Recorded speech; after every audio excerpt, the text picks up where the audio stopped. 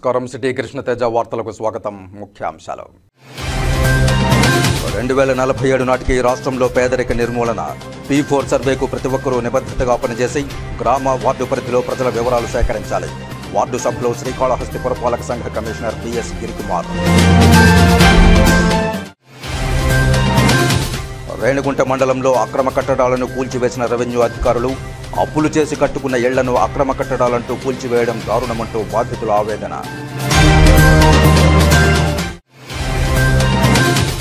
జర్నలిస్టులు సామాజిక సేవలు చేయడానికి ముందుకు రావడం అభినందనీయం. తవణంపల్లి ప్రెస్ క్లబ్ ఆధ్వర్యంలో మెగా వైద్య శిబిరం. జిల్లా రాష్ట్ర స్థాయి పోటీల్లో రాణించిన ప్రాథమిక పాఠశాల విద్యార్థులు. శ్రీకాళహస్తి మున్సిపల్ ప్రాథమిక పాఠశాలలో ఆంగ్లంలో సత్తా చాటిన విద్యార్థులు. ఇక వార్తల్లోని వివరాలు. అప్పులు చేసి కట్టుకున్న ఇళ్లను అక్రమ కట్టడాలంటూ రెవెన్యూ అధికారులు కూల్చివేయడం దారుణమని బాధితులు ఆవేదన వ్యక్తం చేశారు. రేణిగుంట మండలం గురురాజుపల్లి పంచాయతీ పరిధిలో మంగళవారం రెవెన్యూ సిబ్బంది అక్రమ కట్టడాలను కూల్చివేశారు. ఈ సందర్భంగా బాధితులు మాట్లాడుతూ 2018లో సర్వే నెంబర్ 100/1లో ఇళ్ల పట్టాలు అధికారులు ఇచ్చారని తెలిపారు. అప్పులు చేసి కట్టుకున్న ఇళ్లను ముందస్తు సమాచారం లేకుండా కూల్చివేశారని ఆవేదన వ్యక్తం చేశారు. ఉన్నతాధికారులు స్పందించి పేదలకు న్యాయం చేయాలని కోరారు. రెవెన్యూ వీఆర్ఓ శంకరయ్య తాము ఇళ్లు నిర్మించుకున్న నాటి నుండి తమ వద్ద నుంచే డబ్బులను వసూలు చేశాడని, దానికి సంబంధించి ఫోన్పే ద్వారా పంపిన లావాదేవీల వివరాలను ఆరోపిస్తూ అతనిపై అధికారులు చర్యలు తీసుకోవాలని బాధితులు విజ్ఞప్తి చేస్తున్నారు. అయితే వారి వద్ద ఉన్న ఇంటి పట్టాలు ప్రభుత్వం ఇచ్చినవి కావని నకిలీ ఇంటి స్థలాలుగా రెవెన్యూ సిబ్బంది చర్చించుకుంటున్నారు. నకిలీ పట్టాలను సృష్టించి పేదలకు అందజేసి పెద్ద మొత్తంలో వసూలు చేసిన వారిపైన చర్యలు తీసుకోవాలని వారు కోరుతున్నారు. మన ప్లాట్కి 3 లక్షలు లెక్కన ఇచ్చినామన్నా. మధ్యలో వీఆర్ఓకి 10,000, 15,000 ఫోన్పేలు చేసినాము. రామూర్తికి 3 లక్షలు లెక్కన 3 ఫ్లాట్లకి ముగ్గురిది. రామూర్తి ఇక్కడ మా ఇళ్ళ కాడ ఉంటారు లారీ వర్కర్ల తరఫున 3 లక్షల రూపాయలు డబ్బులు ఎవరికి ఇచ్చారు? రామూర్తికి ఇచ్చామన్నా. గంగయ్య కూడా ఉన్నాడు సర్పంచ్ చెప్తే అడిచాము. ఇప్పుడు మేము వచ్చి జాగాకి అడిగితే అతను మా దగ్గర డబ్బు కట్టలేదు, అది కట్టలేదు అనేసి రివర్స్ మాట్లాడుతున్నారు. వాళ్ళు ఇచ్చిన కాగితాలు అయితే ఇవి ఉన్నాయి, ఇచ్చిన పటాలు ఇవి.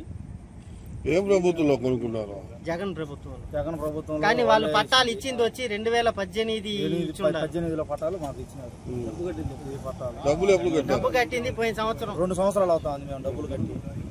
రూములు అప్పుడు వేసేటప్పుడు ఏం జరిగింది? అప్పుడు వేసేటప్పుడు వీళ్ళు వీఆర్ఓలు వీళ్ళు అంతా వచ్చి మా దగ్గర అప్పుడప్పుడు కావాలంటే కూడా ఉంది మా దగ్గర.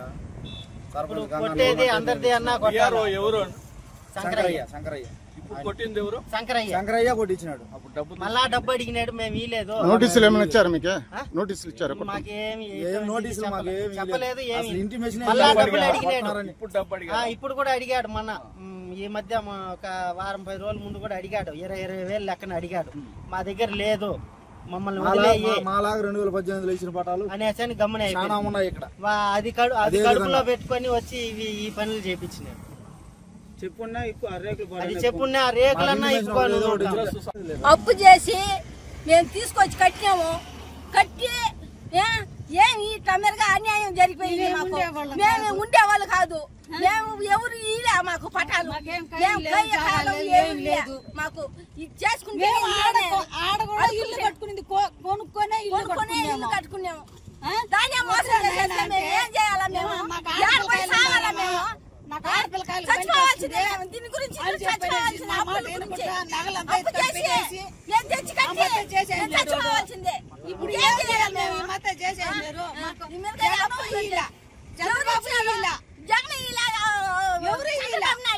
డబ్బులు పెట్టి కొనుక్కుని దాన్ని పని చేయాలి. బిరకాయలు పెట్టుకొని మేము కూలి చేసుకొని సంపాదించుకొని తినేవాళ్ళం. మేము ఏమన్నా ఉద్యోగాలు తెచ్చి కట్టినా నేను.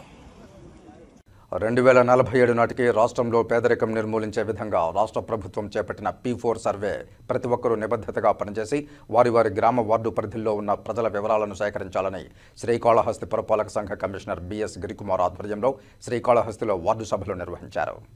ఈ కార్యక్రమానికి ముఖ్య అతిథిగా తెలుగుదేశం పార్టీ శ్రీకాళహస్తి పట్టణాధ్యక్షులు విజయ్ కుమార్ ముఖ్య అతిథిగా పాల్గొని రాష్ట్రంలో పేదరికం నిర్మూలించడానికి ముఖ్యమంత్రి చంద్రబాబు నాయుడు చేస్తున్న విజన్ 2047పై ప్రజలకు అవగాహన కల్పించారు. ఉగాది నుంచి రాష్ట్రంలోని ప్రతి ఒక్కరికి జీవనోపాధి కల్పించే ఉద్దేశంతో మార్చి 30వ తేదీన రాష్ట్రంలో ముఖ్యమంత్రి చంద్రబాబు నాయుడు నియోజకవర్గంలో ఎమ్మెల్యే బొజ్జల సుధీర్ రెడ్డి ఈ పేదరిక నిర్మూలనకై సర్వే చేపట్టిన ప్రజలకు జీవనోపాధి కల్పించే కార్యక్రమానికి శ్రీకారం చుట్టనున్నట్లు తెలియజేశారు. పురపాలక సంఘ కమిషనర్ బిఎస్ గిరికుమార్ మాట్లాడుతూ పేదరికం లేని సమాజ స్థాపనే లక్ష్యంగా కూటమి ప్రభుత్వం P4 సర్వే ప్రక్రియను ప్రారంభించిందని, రాష్ట్ర ప్రభుత్వం స్వర్ణాంధ్ర 2047 లక్ష్యంగా రానున్న 5 ఏళ్లలో పేదరిక నిర్మూలనకు రాష్ట్ర సర్వతోముఖాభివృద్ధికి దిశానిర్దేశంగా నిలిచిన ఫ్రేమ్వర్క్లో జీరో పావర్టీ P4 పాలసీ అత్యంత ప్రాధాన్యతాంశంగా పరిగణించి ఈ సర్వేకు శ్రీకారం చుట్టిందని, పేదలకు ఆర్థిక సాధికారత చేకూర్చడం, జీవన ప్రమాణాల్లో అట్టడుగు స్థాయిలో ఉన్న పేదలను గుర్తించడం ద్వారా పేదరికం దూరం చేయాలన్నది P4 సర్వే ముఖ్య ఉద్దేశమన్నారు. శ్రీకాళహస్తి మున్సిపల్ పరిధిలో మరియు వార్డు సచివాలయ సిబ్బంది ఆధ్వర్యంలో ఈ సర్వే నిర్వహిస్తున్నారని, ఇంటింటా సర్వే చేయడం ద్వారా పేదల అవసరాలను గుర్తించి వారి అభివృద్ధికి ప్రణాళికలు రూపొందించే విధంగా సర్వే సిబ్బంది ఇంటింటికి వెళ్లి 27 రకాల ప్రశ్నలకు సమాధానం చెప్పించడం ద్వారా పేదరికంలో ఎంతమంది ఉన్నారనే దానిపై ఒక అంచనా వేయనున్నారన్నారు. సిబ్బంది సేకరించిన సమాచారాన్ని ప్రత్యేక యాప్లో పొందుపరచనున్నారు. ఎంపీడీఓలు, మున్సిపల్ కమిషనర్లు, ఇతర శాఖల అధికారుల సమన్వయంతో ఈ సర్వే నిర్వహిస్తున్నారని, అయితే ప్రభుత్వ పథకాల అమలు, అనర్హుల తొలగింపు వంటి అంశాలతో ఈ సర్వేతో ఎటువంటి సంబంధము ఉండదని, ప్రతి ఒక్కరూ సర్వే బృందానికి సమాచారం అందించి సహకరించాలని కోరారు. ఈ కార్యక్రమంలో పట్టణాధ్యక్షుడు విజయ్ కుమార్ నాయుడు, కంఠా రమేష్, నెమళ్ల బుజ్జి, సుమతి, తెలుగుదేశం పార్టీ నాయకులు, అభిమానులు పాల్గొన్నారు. ఆంధ్రప్రదేశ్ రాష్ట్రంలో పేదల నిర్మూలనపై ప్రభుత్వ, ప్రైవేటు, ప్రజల భాగస్వామ్యంతో గౌరవ ముఖ్యమంత్రి వర్యులు నారా చంద్రబాబు నాయుడు గారు ఒక సర్వే మొదలుపెట్టడం జరిగింది. ఈ దిశగా ఆంధ్ర రాష్ట్రంలో ప్రతి కుటుంబము సుఖంగా, సంతోషంగా ఉండాలని, ఆర్థికంగా బాగా ఉండాలనే ఉద్దేశంతో ఈ సర్వే మొదలుపెట్టడం జరిగింది. ఇందులో భాగంగా ప్రతి ఒక్క కుటుంబాన్ని కూడా ఇందులో భాగస్వామ్యం చేయడం జరిగింది. తద్వారా వాళ్ళు ప్రస్తుతం ఎలా ఉన్నారు, వాళ్ళు మెరుగైన జీవితం ఎలా ఉండాలనే ఉద్దేశంతో ప్రవేశపెట్టిన ఈ P4 కార్యక్రమం. తద్వారా నిన్న అసెంబ్లీలో కూడా గౌరవ ముఖ్యమంత్రి వర్యులు శాసనసభ్యులందరినీ కూడా దిశానిర్దేశం చేయడం జరిగింది. రేపు 30వ తారీఖు ప్రతి నియోజకవర్గంలో పేదలంటూ ఉండకూడదు, 2047 కంతా వాళ్ళు ఆర్థికంగా బాగా డెవలప్ అవ్వాలనే ఉద్దేశంతో వాళ్ళకి దిశానిర్దేశం చేయడం జరిగింది. ఇప్పుడు ప్రతి పౌరుడు సగటున 3 లక్షల రూపాయల తలసరి ఆదాయం ఉంటే, అదే నెక్స్ట్ సంవత్సరానికి, రాబోయే సంవత్సరానికి 3,55,000 రూపాయలు ఉండాలని, అలాగే 2047కి 55 లక్షల రూపాయలు దాదాపు తలసరి ఆదాయం ఉండేటట్టు ప్రతి కుటుంబాన్ని ఆర్థికంగా డెవలప్ చేయాలనే ఉద్దేశంతో ప్రవేశపెట్టిన ఈ P4 పథకము. తద్వారా ప్రజలు, పేదవాళ్ళు ఎవరైనా కూడా ఉంటే ఆ నియోజకవర్గంలో వాళ్ళకి ఎలాంటి కార్యక్రమాలు చేస్తే వాళ్ళ జీవితాలు బాగుపడతాయి, ఒక విద్య, వైద్యం, సంతోషకరమైన జీవితం ఉండాలనే ఉద్దేశంతో గౌరవ ముఖ్యమంత్రి వర్యులు ఈ కార్యక్రమం మొదలుపెట్టాడు. తద్వారా ప్రతి ఒక్క కుటుంబానికి లబ్ధి చేకూరుతుందని, సంక్షేమ పథకాలు అందించవచ్చు అని, వాళ్ళ కుటుంబంలో చదువుకున్న ప్రతి పిల్లలకి ఉద్యోగ అవకాశాలు, లేదా వాళ్ళు చేతి వృత్తులు చేసుకున్నటువంటి చేతి వృత్తుల ద్వారా కూడా వాళ్ళకి మెరుగైన జీవితం అందించాలన్న ఉద్దేశంతోనే గౌరవ ముఖ్యమంత్రి వర్యులు దీన్ని తీసుకొచ్చినాడు. కాబట్టి ప్రతి ఒక్కరూ, గ్రామంలో అయితే గ్రామం వాళ్ళు, పట్టణాల్లో అయితే వార్డులో ఉండే నాయకులు కానీ, శాసనసభ్యులు కానీ ప్రతి ఒక్కరూ దీనిపైన దృష్టి సారించి పేదల నిర్మూలనగా, పేదవాళ్ళంటూ ఉండని రాష్ట్రంగా ఈ ఆంధ్రప్రదేశ్ని తీర్చిదిద్దాలనే ఉద్దేశంతో ప్రతి ఒక్కరూ కష్టపడి పేదలందరినీ కూడా ఆర్థికంగా వాళ్ళకి ఉండాలని, ఆర్థికంగా వాళ్ళు డెవలప్ చేసి ప్రతి కుటుంబం సంతోషంగా ఉండాలని కోరుకుంటూ, తద్వారా మేమందరం కూడా తెలుగుదేశం నాయకులందరూ కూడా కష్టపడి పనిచేస్తామనేది కూడా తెలియపరుస్తూ, పేదలందరినీ కూడా ఆర్థికంగా బాగా డెవలప్ చేస్తామని కూడా తెలియపరుస్తాం. మనం P4 సర్వే ద్వారా ప్రభుత్వ, ప్రైవేటు, తర్వాత ప్రజల భాగస్వామ్యంతో మన ఆంధ్రప్రదేశ్ ప్రభుత్వము ఈ పేదరికాన్ని నిర్మూలించడానికి ఈ పథకాన్ని ప్రారంభించడం జరిగింది. అందులో భాగంగా మన గౌరవ ముఖ్యమంత్రి శ్రీ నారా చంద్రబాబు నాయుడు గారు మన ప్రజలను తప్పనిసరిగా భాగస్వామ్యం చేసేసి ఈ పథకాలను మనకి తప్పనిసరిగా దీని మీద ఎవరైతే వెనుకబడి ఉంటారో వాళ్ళు తప్పనిసరిగా వాళ్ళని ప్రోత్సహించడానికి మరియు ప్రతి వైపు నడిపించడానికి కార్యక్రమం రూపొందించడం జరిగింది. దీని ముఖ్యంగా ఈ సమాజంలో తప్పనిసరిగా ఈ కుటుంబాలు ఒకరికొకరు సహాయం చేసుకొని ఒక స్వయం నిర్వహణ సామర్థ్యం కలిగి ఒక వ్యవస్థను నిర్మూలించడానికి రూపొందించబడింది. కాబట్టి ఇంకా మనం ఈ ఈ విజన్ 2047 దిశగా అందరూ నడవాల్సి ఉంటుంది. కాబట్టి తప్పనిసరిగా ఈ మన ప్రభుత్వ, ప్రైవేటు, తర్వాత ప్రజల భాగస్వామ్యంగా రూపొందించిన ఈ పథకాన్ని తప్పనిసరిగా అందరూ సద్వినియోగం చేసుకొని మేము ఇచ్చే కొన్ని క్వశ్చన్స్ ఇవ్వడం జరిగింది పైనుంచి. ఆ క్వశ్చన్స్ సమాధానం తెలియపరిచేసి తప్పనిసరిగా ఏ విధంగా ఆ క్వశ్చన్లో ఏ విధంగా మీరు భాగస్వాములు అయ్యి ఆ క్వశ్చన్స్కి ఆన్సర్స్ చేసినట్లయితే తద్వారా మేము ప్రభుత్వాన్ని పంపించడం జరుగుతుంది. అక్కడ మనకు కావాల్సిన ఒక పేదరికాన్ని ఏ విధంగా రూపుమాపాలి అనే ఉద్దేశంతో ఈ పథకం రూపొందించబడింది. కాబట్టి అందరూ తప్పనిసరిగా మేము ఇచ్చిన క్వశ్చన్స్కి సమాధానం తెలియజేసేసి మాకు తెలియపరచాల్సిందిగా మరి మీరు కోరుకుంటున్నాను. శ్రీకాళహస్తిలోని రెవెన్యూ డివిజన్ కార్యాలయాన్ని ప్రస్తుతం ఉన్న చోటు నుండి మరో చోటుకు ప్రజలందరికీ సౌకర్యవంతంగా ఉండే విధంగా మార్చేందుకు అధికారులు సన్నాహాలు చేస్తున్నారు. శ్రీకాళహస్తి ఎమ్మెల్యే బొజ్జల సుధీర్ రెడ్డి సూచనల మేరకు వివిధ ప్రభుత్వ కార్యాలయాల భవనాలను పరిశీలిస్తూ ప్రజలందరికీ అందుబాటులో ఉండే విధంగా ఆర్డీఓ కార్యాలయాన్ని మార్చాలని అధికారులు పరిశీలిస్తున్నారు. శ్రీకాళహస్తిలోని ఆర్ఎన్బి అతిథి గృహంలోకి ఆర్డీఓ కార్యాలయాన్ని మార్చనున్నట్లు తెలుస్తోంది. శ్రీకాళహస్తిలోని రెవెన్యూ డివిజన్ కార్యాలయం ప్రజలందరికీ అందుబాటులో ఉండే విధంగా కార్యాలయాన్ని మరోచోట మార్చడానికి ప్రయత్నాలు జరుగుతున్నాయి. ప్రస్తుతం ఆర్డీఓ కార్యాలయం మార్కెట్ కమిటీ ఆవరణలో ఏర్పాటు చేసి ఉన్నారు. అయితే ఈ భవనం చిన్నది కావడం, వీడియో కాన్ఫరెన్స్లు నిర్వహించడానికి కానీ, సోమవారం పూట అర్జీలు సమర్పించడానికి వివిధ ప్రాంతాల నుంచి రైతులు వస్తే తగిన సౌకర్యాలు లేకపోవడం తదితర కారణాలతో ఆర్డీఓ కార్యాలయాన్ని విశాల ప్రాంగణం ఉన్న చోటుకు మార్చాలని ఎమ్మెల్యే సుధీర్ రెడ్డి ఆదేశించారు.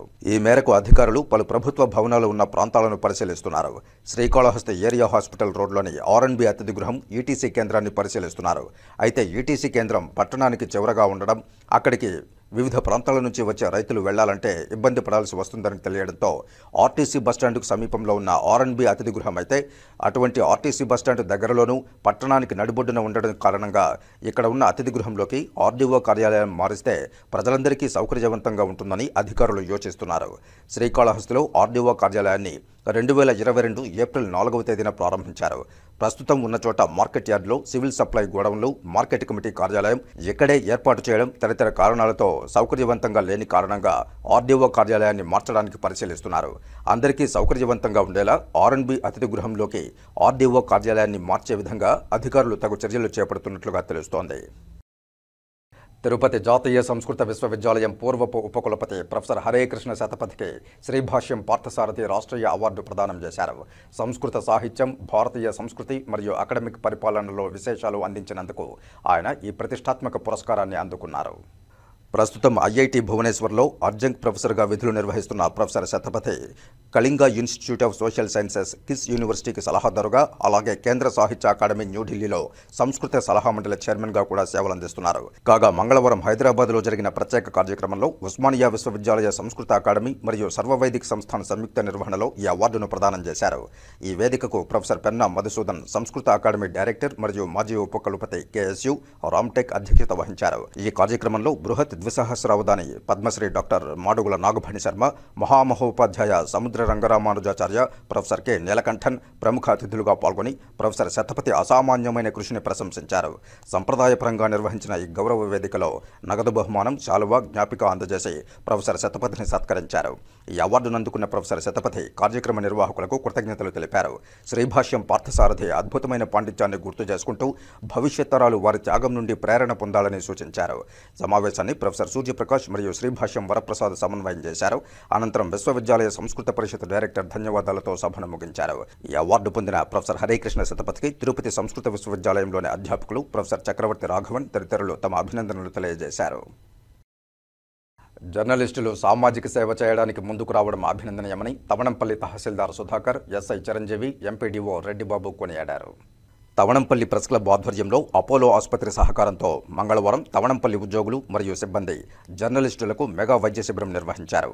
ఈ కార్యక్రమాన్ని tahsildar Sudhakar, SI Chiranjeevi, MPDO Reddibabu, APUWJ జిల్లా అధ్యక్షులు లోకనాథన్, ఏపీయూడబ్ల్యూజే స్టేట్ కౌన్సిల్ సభ్యులు అశోక్ కుమార్, చిత్తూరు ప్రెస్ క్లబ్ అధ్యక్షులు రమేష్, కార్యదర్శి కాళేశ్వర రెడ్డిలు పాల్గొని ప్రారంభించారు. ఈ కార్యక్రమం తవణంపల్లి ప్రెస్ క్లబ్ అధ్యక్షులు జగన్నాథం అధ్యక్షతన జరిగింది.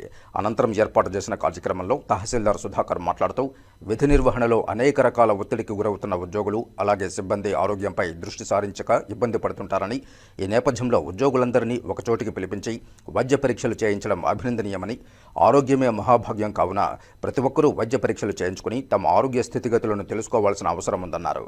సామాజిక సేవా కార్యక్రమాల్లో భాగంగా తవణంపల్లి ప్రెస్ క్లబ్ వారు ఇలాంటి కార్యక్రమాలు చేపట్టి ఆదర్శంగా నిలవడం సంతోషకరమన్నారు.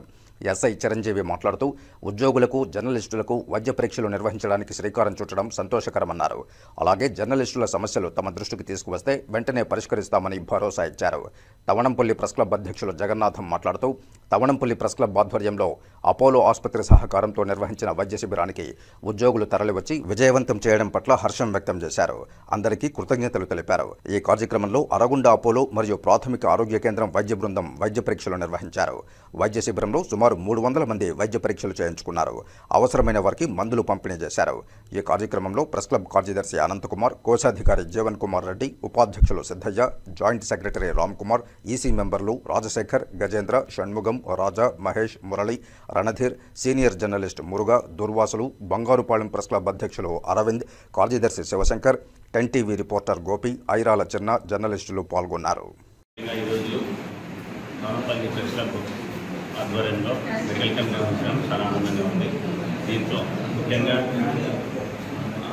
ఎంప్లాయీస్ అందరినీ కూడా ఇన్వాల్వ్ చేసి ఎంప్లాయీస్ అందరూ కూడా ముఖ్యంగా వాళ్ళ బిజీ పనుల్లో ఉండి టెస్ట్ చేసుకోవడం చాలా కష్టంగా ఉంటుంది. కానీ ప్రెస్ క్లబ్ ఆధ్వర్యంలో ఈరోజు ఇలాంటి మెడికల్ క్యాంప్ నిర్వహించడం అనేది చాలా ఆనందదాయకం, చాలా శుభ పరిమాణం ఉంది. ఇదే విధంగా press club, Tavanampalli press club Chittoor జిల్లాలోనే అన్ని మండలాలకి ఆలస్యంగా నిలిచామని ఇలాంటి కార్యక్రమాలు మరింత చేసుకుంటూ ప్రజలకు కూడా మరింత మంచి విషయాలు తెలియజేస్తూ ప్రజలకి, ఎంప్లాయీస్కి అందరికీ కూడా వారధిగా press club, Tavanampalli press club ఖచ్చితంగా పనిచేస్తుందని ఆకాంక్షిస్తున్నాను. ఈ అవకాశం ఇచ్చిన ప్రెస్ క్లబ్ అందరికీ మరొకసారి తెలుపుకుంటున్నాను. నమస్కారం. తవణంపల్లి మండలంలో ప్రెస్ క్లబ్ ప్రారంభించిన అనతి కాలంలోనే మంచి కార్యక్రమాన్ని శ్రీకారం చుట్టినందుకు, ఈ మెడికల్ క్యాంప్ నిర్వహించినందుకు ప్రెస్ క్లబ్ వారికి అందరి ఉద్యోగస్తుల తరఫున, ఈ మండలంలో ఉండే అన్ని శాఖల ఉద్యోగస్తుల తరఫున కృతజ్ఞతలు తెలుపుకుంటున్నాను. అదేవిధంగా ఈ మెడికల్ క్యాంప్కి సహకరించినటువంటి ఈ అపోలో వైద్యశాల వారిని ప్రత్యేకంగా ధన్యవాదాలు తెలుపుకుంటున్నాము. ఈ మెడికల్ క్యాంప్ యొక్క ముఖ్య ఉద్దేశం ఏంటంటే జిల్లా స్థాయిలో ఉండేటువంటి జిల్లా అధికారులందరూ కూడా మా మండల స్థాయిలో ఉండేటువంటి అధికారుల మీద పూర్తి బాధ్యతల్ని మోపి ఉన్నటువంటి తరుణంలో మా దగ్గర పనిచేసేటటువంటి కింది స్థాయి ఉద్యోగుల బాగోగులు చూసుకోవాల్సినటువంటి బాధ్యత మా మీద ఉంది. కాబట్టి ఈ మొట్టమొదటి కార్యక్రమంగా ప్రెస్ క్లబ్ వారిని నేను కోరినటువంటి ఈ మెడికల్ క్యాంప్ ఉద్దేశం ఏంటంటే మండల స్థాయిలో ఉండేటువంటి మా దగ్గర పనిచేసినటువంటి కింది స్థాయి సిబ్బందిని అందరినీ కూడా పూర్తి ఆరోగ్యవంతులను చేసి వాళ్ళ దగ్గర నుంచి మ్యాక్సిమం పనిని రాబట్టుకోవాల్సిన అవసరం ఉంది. కాబట్టి ముఖ్యంగా మేము ఈ మెడికల్ క్యాంప్ని ఇన్సిస్ట్ చేయడం జరిగింది. దీనికి సహకరించినటువంటి ప్రెస్ క్లబ్ వారికి, అదేవిధంగా అపోలో వారు, ప్రెస్ క్లబ్ వారు మేము అడిగిన వెంటనే మంచి కార్యక్రమానికి శ్రీకారం చుట్టి ఈ మండలంలో ఉండేటువంటి ఉద్యోగులందరి ఆరోగ్యాల బాగోగుల్ని చూసుకునేందుకు మొదటి అడుగు పడిందని నేను అనుకుంటూ ఈ కార్యక్రమం ఇంతటితో ఆగకుండా అనతి కాలంలోనే అన్ని మండలాల ప్రెస్ క్లబ్లకి సమాచారం చేరవేసి అన్ని మండలాల్లో ఉండేటువంటి ఉద్యోగస్తులకి అందరికీ కూడా ఆరోగ్యాన్ని చూసుకోవాలని కోరుకుంటూ, అదేవిధంగా ఈ కార్యక్రమము బాగా సక్సెస్ అయినందుకు నేను చాలా సంతోషిస్తూ జిల్లా స్థాయిలో ఉద్యోగస్తుల యొక్క లీడర్గా, నాయకుడిగా కోరుకునేది ఏంటంటే ఇట్లాంటి కార్యక్రమం కలెక్టర్ గారి, జాయింట్ కలెక్టర్ గారి ఆధ్వర్యంలో జిల్లా స్థాయిలో ఉండేటువంటి ఉద్యోగస్తులందరికీ కూడా కలెక్టర్ గారి కార్యాలయంలోనే ఒక మెడికల్ క్యాంప్ నిర్వహించేందుకు ప్రయత్నం చేస్తాము. దీనికి అపోలో వారికి మీ అందరి తరఫున మొట్టమొదటిగా అప్లికేషన్ పెట్టుకుంటున్నాం, అదేవిధంగా రిక్వెస్ట్ చేసుకుంటున్నాము. ఈ కార్యక్రమం మండల స్థాయిలో జరిగింది. దీన్ని జిల్లా స్థాయి వరకు తీసుకుపోయి జిల్లా స్థాయిలో కూడా రెవెన్యూ ఉద్యోగస్తులకు కాకుండా అన్ని శాఖల ఉద్యోగస్తులకు అందరికీ కూడా ఒకరోజు మెడికల్ క్యాంప్ పెట్టి ఈ మంచి కార్యక్రమాన్ని నిర్వహించాల్సిందిగా కోరుకుంటూ ధన్యవాదాలు తెలియజేసుకుంటున్నాను. Thank you. ఆధ్వర్యంలో ఈరోజు మెగా హెల్త్ క్యాంప్ నిర్వహించేందుకు అందరికీ ప్రెస్ క్లబ్ సభ్యులందరికీ కూడా నా థ్యాంక్స్ తెలియజేస్తూ ఉన్నాను. అలాగే అరగొండ అపోలో యాజమాన్యం వారికి కూడా నా కృతజ్ఞతలు తెలియజేస్తున్నాను. మరియు అలాగే మన తహసీల్దార్ గారికి, మన కవనంపల్లి ఎస్ఐ గారికి కూడా నా కృతజ్ఞతలు తెలియజేస్తా ఉన్నాను. వీళ్ళందరూ భాగస్వామ్యంతో ఈ ప్రెస్ క్లబ్ ఆధ్వర్యంలో జరిగిన ఈ ఉచిత మెగా క్యాంప్కు విచ్చేసిన అందరికీ కూడా కృతజ్ఞతలు తెలియజేస్తా ఉన్నాను. మేము తహసీల్దార్ గారు కూడా నేను అందరికీ వాయిస్ మెసేజ్ పెట్టడం జరిగింది. ఈ మెగా క్యాంపులో అందరూ పాల్గొని ఆరోగ్యం కావాలనేసి తెలియజేస్తున్నాను. ఈ అవకాశాన్ని ఇచ్చినందుకు. తిరుచానూరు సమీపంలోని శ్రీ దత్తాత్రేయ స్వామివారి ఆలయం వద్ద 2 వీలర్స్ మెకానిక్స్ అసోసియేషన్ అధ్యక్షులు ఏ మునిరెడ్డి ఆధ్వర్యంలో సోమవారం భక్తులకు అన్నదానం చేశారు. శ్రీ దత్తాత్రేయ స్వామివారి ఆలయం ఏర్పాటు చేసి 11 రోజులు పూర్తి కావడంతో దత్తాత్రేయ స్వామివారికి మండలాభిషేకం, ప్రత్యేక హోమాలు, పూజలు నిర్వహించారు. ఆలయంలో గణపతి పూజ, పుణ్యాహవచనం చేపట్టారు. అనంతరం స్వామివారికి 108 అష్టోత్తర శతకలశాలతో అభిషేకం, గణపతి, సుబ్రహ్మణ్య దత్తాత్రేయ హోమాలు చేపట్టి పూర్ణాహుతి నిర్వహించారు. స్వామివారి మండలాభిషేకాన్ని పురస్కరించుకుని కృష్ణ, ఇంద్ర, బాలాజీ ఆటోమొబైల్స్, డ్రైవింగ్ భారతి వారి సహకారంతో భక్తులకు అన్నదాన కార్యక్రమాన్ని నిర్వహించారు.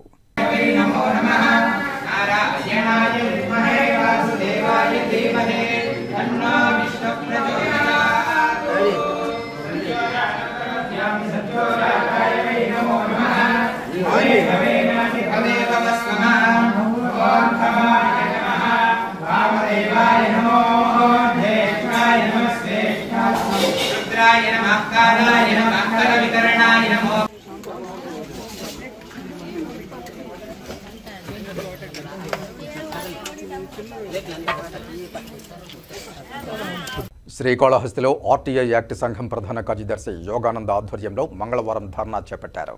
పట్టణంలోని పురవీధుల్లో ర్యాలీ నిర్వహించారు.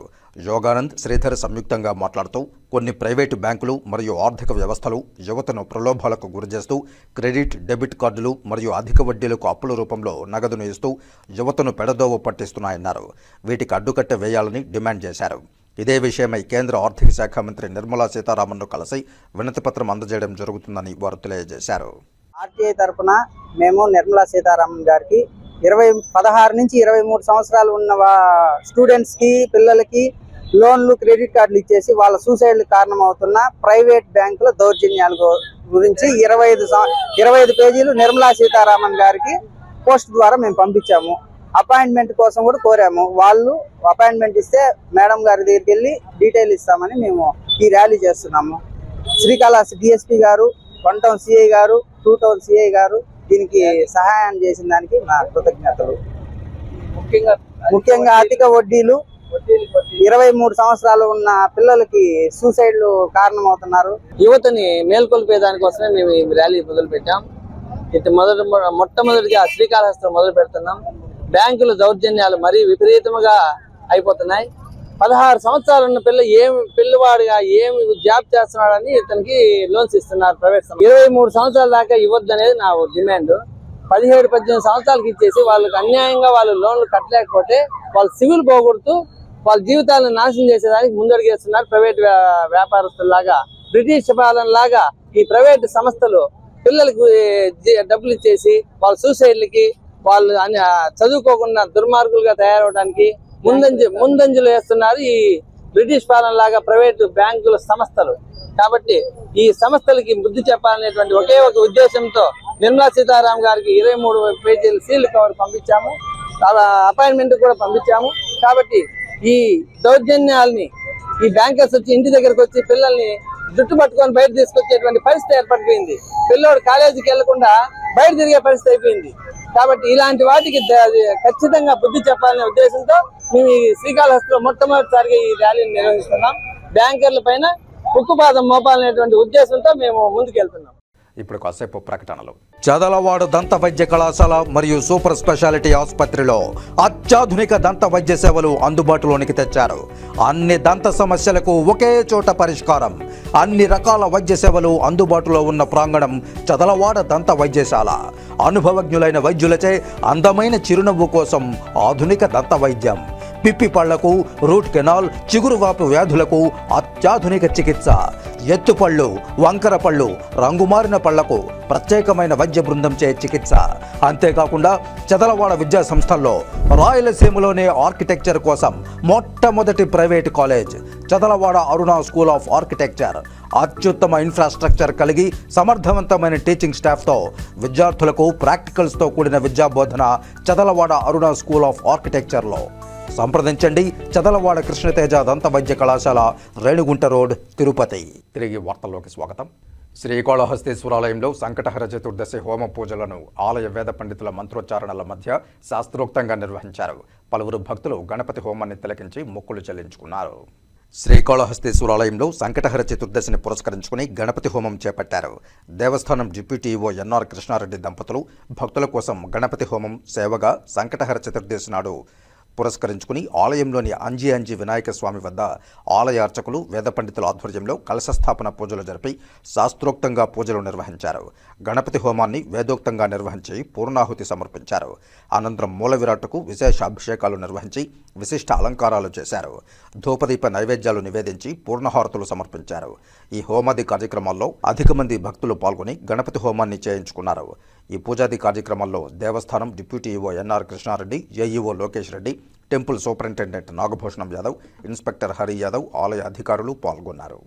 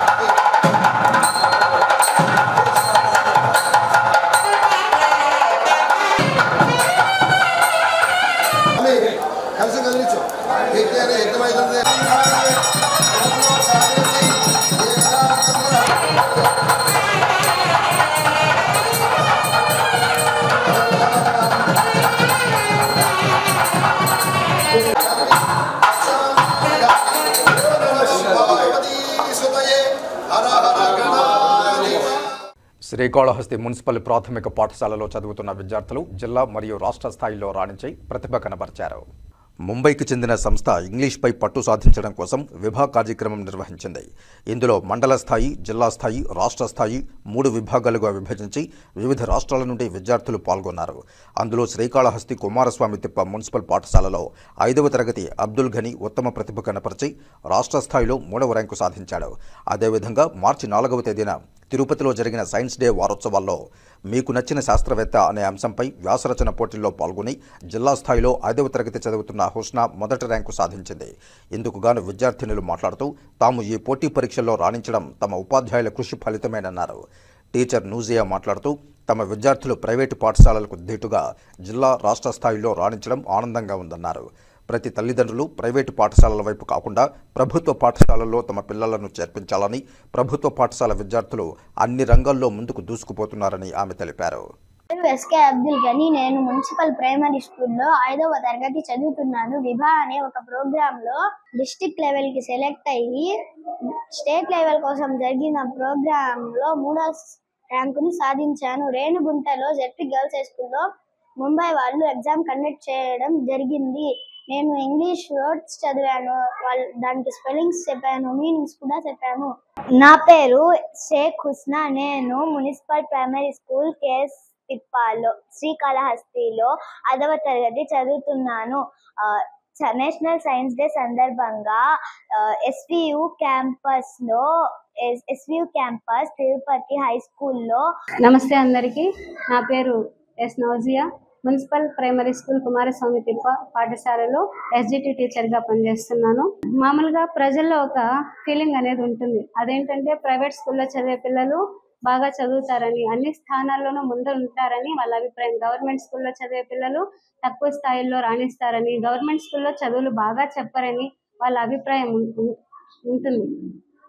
ఈ అభిప్రాయం తప్పు అని చెప్పడానికి మా ప్రయత్నంగా మేము చేస్తున్నది ఈ విభా అనే ప్రోగ్రాంలో మా పాఠశాలలో చదివే 5వ తరగతి అబ్బాయి అబ్దుల్ ఘనీ అనే పిల్లవాడు మొదట స్కూల్ లెవెల్, ఆ తర్వాత క్లస్టర్, ఆ తర్వాత మండల్, ఆ తర్వాత డిస్టిక్ లెవెల్లో అర్హత సాధించి ఆ రాష్ట్ర స్థాయికి జరిగిన పోటీలలో 3వ స్థానాన్ని సాధించాడు.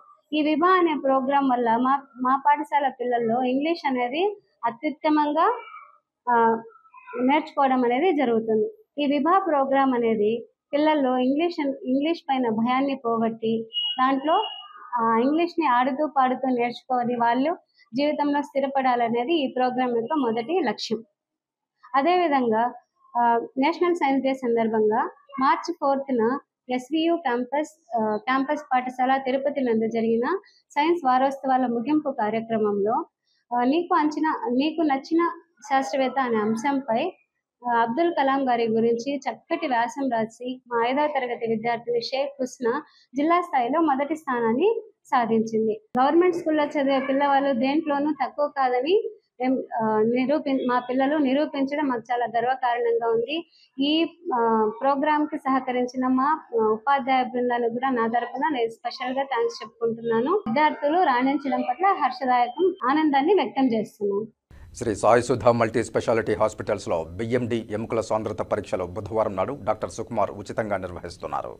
తిరుపతి రెడ్డి అండ్ రెడ్డి కాలనీలోని శ్రీ సాయి సుధా మల్టీ స్పెషాలిటీ హాస్పిటల్లో ముంబైకి చెందిన ఇంటాస్ ఫార్మా కంపెనీ వారి ఆధ్వర్యంలో మార్చి 19వ తేదీ బుధవారం నాడు బిఎండి ఉచిత ఎముకల సాంద్రత పరీక్షలు నిర్వహించి ప్రముఖ ఎముకలు, కీళ్లు, నరముల వైద్య నిపుణులు డాక్టర్ బి సుకుమార్చే వైద్య సలహాలు, సూచనలు అందజేయబడుతుందని తెలిపారు. ఈ అవకాశాన్ని పురప్రజలు సద్వినియోగం చేసుకోవాలని విజ్ఞప్తి చేశారు. గీతాజ్ఞానాన్ని ప్రత్యేకించి విద్యార్థులకు అందించాలనే లక్ష్యంతో విద్యార్థులకు భగవద్గీతను నేర్పిస్తూ రాతపోటీ పరీక్షలు నిర్వహించి బహుమతులను అందజేస్తున్నామని మార్చి 19 బుధవారం సాయంత్రం తిరుపతి శ్రీ వెంకటేశ్వర ఆర్ట్స్ కళాశాల వేదికగా జరిగే ఈ కార్యక్రమానికి అపూర్వ పంచమహాసహస్రావధాని డాక్టర్ మేడసాని మోహన్ హాజరు కానున్నారని జాతీయ గీతా ప్రచార సమితి నిర్వాహకులు Mallineni Sudhakar Chowdary, doctor A Rajendra Prasad, P Dharmachari తదితరులు మంగళవారం తిరుపతి ప్రెస్ క్లబ్లో మీడియా సమావేశంలో తెలియజేశారు. ఈనాటి సమాజం శాస్త్ర సాంకేతిక రంగాల్లో చాలా శరవేగంగా దూసుకు వెళుతూ ఉన్నటువంటి సంగతి మీ అందరికీ చేరవడమైన విషయం. మేము ఆ విషయంలో చెప్పాల్సినటువంటి పని లేదు. కానీ అదే స్థితిలో ఆధ్యాత్మిక నైతిక విలువల్లో చాలా డౌన్ఫాల్, బాగా డీగ్రేడ్ అవుతూ ఉన్నది. తల్లికి, చెల్లికి, భార్యకి కూడా తేడా తెలియనటువంటి ఒక విచిత్రమైనటువంటి వ్యవస్థలోకి మనం వెళ్ళిపోతూ ఉన్నాం. కాబట్టి సొసైటీలో సాంకేతిక ప్రగతితో పాటు ఆధ్యాత్మిక, నైతిక, సాంఘిక విలువలని విద్యార్థుల్లో ప్రోధి చేయాలి, వాళ్ళ హృదయంలో వాటిని నిక్షిప్తం చేయాలన్నటువంటి ఏకైక ఆశయంతో ఏర్పడినటువంటి సమితి జాతీయ గీతా ప్రచార సమితి. సోదరులారా, ఈ పుస్తకం ముందు విద్యార్థులకు ఒక 5 నెలల ముందు ఇస్తామండి. పుస్తకం ఫ్రీగానే ఇస్తాం, ఎటువంటి ప్రవేశ రుసుములు కూడా ఉండవు. వాళ్ళ రెగ్యులర్ సిలబస్కి ఇబ్బంది లేకుండా 5 నెలలు వాళ్ళు దీన్ని ప్రిపేర్ అయిన తర్వాత దీని మీద మేము రిటన్ టెస్ట్ కండక్ట్ చేస్తాం. ఆ రిటన్ టెస్ట్ చాలా కఠినంగా, మనం ప్రస్తుతం ఉన్న పద్ధతిలో చెప్పాలంటే ఎంసెట్ స్థాయిలో జరుగుతుంది. అంత కఠినంగా మన తిరుపతి నగరంలో కూడా అదే విధంగా గత జూన్లో ఇచ్చినటువంటి పుస్తకాలకి మన ఫిబ్రవరిలో పరీక్ష పెట్టి ఆ పరీక్షలను మదింపు చేసి ఆ వచ్చినటువంటి వాళ్ళలో 18 ప్రైజులు ఇస్తున్నాం. సోదరులారా, మొదటి ప్రైజు 18,000 రూపాయలు, రెండవ ప్రైజు 15,003 రూపాయలు, మూడవ ప్రైజు 12,006 రూపాయలు. అవి కాక ఇంకా దగ్గరకు వచ్చినటువంటి విద్యార్థులను ప్రోత్సహించాలనే ఉద్దేశంతో ఇంకొక 15 ప్రోత్సాహక బహుమతులు, కన్సోలేషన్ అనకుండా మొత్తం 18 ప్రైజులు ఎందుకు ఇస్తున్నామంటే భగవద్గీతలో అధ్యాయాలు 18 ఉన్నాయి, మహాభారతంలో 18 పర్వాలు ఉన్నాయి, మహాభారత యుద్ధం జరిగింది 18 రోజులు. ఈ 18 అనే సంఖ్యతో భారతీయులకు చాలా సంబంధం ఉంది మిత్రులారా. ఆ విధంగా 18 ప్రైజులు ఇవ్వడం జరుగుతుంది. ఇదే కాకుండా ఒక విశిష్టమైన బహుమతి కూడా, ఈ 700 శ్లోకాలు వచ్చినటువంటి విద్యార్థి మన తిరుపతి నగరంలోనే ఉన్నాడు. ఆ విద్యార్థి చేత రేపు గీతా అవధానం కూడా జరిపించబోతున్నాం. 700 శ్లోకాలు మొదటి నుంచి పైకి, పైనుంచి కిందకి. మీరు ఎక్కడ అడిగితే మీరు కూడా అవధానంలో పాల్గొనవచ్చు. విచిత్రమైన ప్రశ్నలు మీరు వేయచ్చు. ఎక్కడైనా చెప్తాడు ఆ కుర్రాడు. ఏమ వెంకట నారాయణ అని లా కాలేజ్ స్టూడెంటు. అంతా గీతావధానం చేయిస్తాం. మా అధ్యక్షులు వారి మేడసాని వారు, ఇంకా పలువురు ఆధ్యాత్మికవేత్తలు వీరంతా కూడా ఉంటారు. ఆ కార్యక్రమంలో మీరు పాల్గొని ఈ కార్యక్రమాన్ని జయప్రదం చేయడం సామాజిక బాధ్యతగా మీరు భావిస్తారని భావిస్తూ ఈ కార్యక్రమాలు కొంచెం అధికారపూర్వకంగా చేస్తే బాగుంటుందనే ఉద్దేశంతో 23 డిసెంబర్న మన సంస్థని రిజిస్టర్ చేయించాం. తిరుపతి కేంద్రంగా మన తిరుపతి జిల్లా రిజిస్ట్రార్ కార్యాలయంలో దీన్ని రిజిస్ట్రేషన్ చేయించి ఇప్పుడు దీన్ని ఒక అధికారపూర్వకంగా ప్రభుత్వ అనుమతితో కూడా ఈ భగవద్గీత పైన ప్రచారం బాగా చేయించడానికి ఒక అవకాశం కల్పించమని ఆ విధంగా మేము ప్రభుత్వాన్ని కూడా కోరబోతున్నాము. ఇంటింటా భగవద్గీత. నేను ఒక మాట చెప్తున్నా, భారతదేశము చాలా గొప్ప దేశము. ప్రపంచంలో మన దేశానికి ఉన్నంత సంస్కృతి, సాహిత్యము ప్రపంచంలో ఇంకే దేశానికి కూడా లేదు. ఈ దేశాన్ని మనము ప్రపంచంలో ఉన్నత స్థానంలో నిలుపుకోవాలి. దాన్ని నిలుపుకోవాలంటే మనం పౌరులు ఎలా ఉండాలి? క్రమశిక్షణగా ఉండాలి. మనకు నైతిక విలువలు తెలియాలి, ధర్మసూత్రాలు తెలియాలి. ఈ భగవద్గీత ఆధారంగా మనం అవన్నీ కూడా మనం నేర్చుకోవడానికి అవకాశం ఉంది. ఆంధ్రప్రదేశ్లో ఆయుర్వేద వైద్యుల హక్కులను పరిరక్షించి ఆయుర్వేద వైద్య విధానాన్ని మరింత అభివృద్ధి చేయడానికి కీలకమైన Andhra Pradesh ayurvedic and homeopathy medical practitioners registration act 1956లో సవరణలకు సంబంధించిన బిల్లు అసెంబ్లీలోనూ శాసన మండలిలోనూ ప్రవేశపెట్టడం పట్ల ది మెడికల్ ప్రాక్టీషనర్స్ అసోసియేషన్ నాయకులు హర్షం వ్యక్తం చేశారు. తిరుపతి ప్రెస్ క్లబ్లో మంగళవారం మీడియా సమావేశంలో doctor Vemula Bhanuprakash, doctor Rajesh Kumar, doctor Ravikumar, doctor Divya Lingutla, doctor Sundaravadana తదితరులు మాట్లాడారు. ఈరోజు అసెంబ్లీలో ఆమోదం నిన్న మాకు ఏకగ్రీవంగా కావడం వల్ల మా మెడికల్ ప్రాక్టీషనర్స్ అసోసియేషన్ తరపున చంద్రబాబు నాయుడు గారికి, హెల్త్ మినిస్టర్ సత్యకుమార్ గారికి, కమిషనర్ గారికి మంజులా మేడం, ముందున్న కమిషనర్ ఈమెకు మేడం ముందు రాజేంద్ర కుమార్ గారు, ఎందుకంటే ఫైల్ మూవ్ అయింది ఆయన పీరియడ్లోనే, ఆయనకి, తర్వాత మాకు కమిషనరేట్లో సహకరించిన రిజిస్ట్రార్ శేఖర్ గారికి, తర్వాత కమిషనర్ సెక్రటరియట్లో మాకు హెల్ప్ చేసిన ఏఎస్ఓ, ఎస్ఓ గారికి, వీళ్ళందరికీ కూడా మేము మెడికల్ ప్రాక్టీషనర్స్ అసోసియేషన్ తరఫున కృతజ్ఞతలు తెలియజేయడానికి ఈరోజు ప్రెస్ మీట్ పెట్టడం జరిగింది. ఈ డాక్టర్స్లోనే 13 మంది కౌన్సిల్ సభ్యులు అనేది వస్తారు. ఒక కమిషనర్ ఎక్సఫియో మెంబర్గా ఉంటాడు. 2 నామినేటెడ్ పోస్టులు ఉంటాయి. 6 ఆయుర్వేద పోస్టులు, న్యాచురోపతి 2, యునానికి 3. ఇలా ఇది ఆ 2 నామినేటెడ్ పోస్టు కమిషనర్ తప్పితే మిగతా అన్ని ఎలక్టెడ్ బాడీ అన్నమాట. డాక్టర్స్లో మేము ఎలక్టెడ్. అప్పుడు ఆ గవర్నింగ్ బాడీ వచ్చినప్పుడు మనం దాని గురించి, ఎందుకంటే డాక్టర్స్ ఈరోజు ఏదైనా సమస్యలు చెప్పాలన్నా, మేము ఎవరికి విన్నవించుకోవాలన్నా కూడా అక్కడ రిజిస్ట్రార్ ఉంటాడు. ఆ రిజిస్ట్రార్ అనే అతనికి ఒక రిజిస్ట్రేషన్ రెన్యూవల్, మెడికల్ షాప్ లైసెన్సులు వీటిపైన ఉండే దాంతో ఏమవుతుందంటే మా సమస్యలు వినే పరిస్థితి లేదు.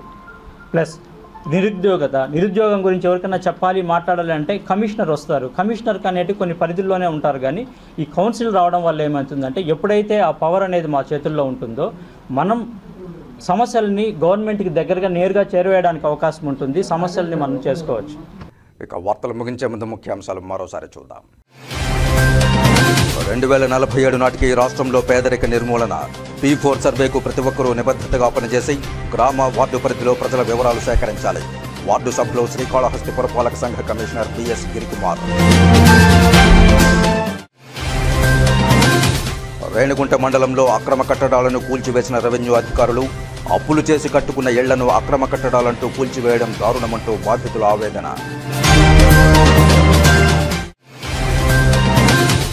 జర్నలిస్టులు సామాజిక సేవలు చేయడానికి ముందుకు రావడం అభినందనీయం. తవణంపల్లి ప్రెస్ క్లబ్ ఆధ్వర్యంలో మెగా వైద్య శిబిరం. జిల్లా రాష్ట్ర స్థాయి పోటీల్లో రాణించిన ప్రాథమిక పాఠశాల విద్యార్థులు, శ్రీకాళహస్తి మున్సిపల్ ప్రాథమిక పాఠశాలలో ఆంగ్లంలో సత్తా చాటిన విద్యార్థులు. ఈ వార్తలు ఇంతటితో సమాప్తం. నమస్కారం.